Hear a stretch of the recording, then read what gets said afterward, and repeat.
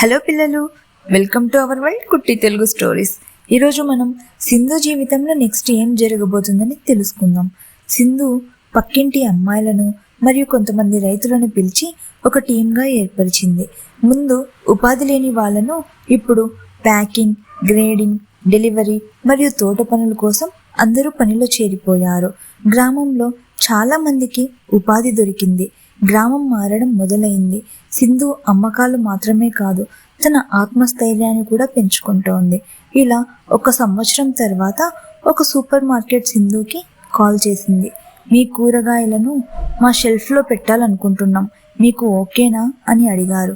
సింధు చిరునవ్వుతో దానికి మేము రెడీగా ఉన్నాం అని అంది. ఆ రోజు ఆమె చిన్న బుట్టలో మొదలైన అమ్మకం ఈరోజు పెద్ద ట్రక్కులో నగరం వరకు వెళ్తోంది. ఇప్పుడు సింధు ట్యాగ్లైన్ ఏంటంటే, భూమి మనకు అన్నదాత, దాన్ని ప్రేమిస్తే మన జీవితమే పండుతుంది అని. ఈ వీడియో నచ్చినట్లయితే లైక్ చేసి నా ఛానల్ని సబ్స్క్రైబ్ చేసుకోండి.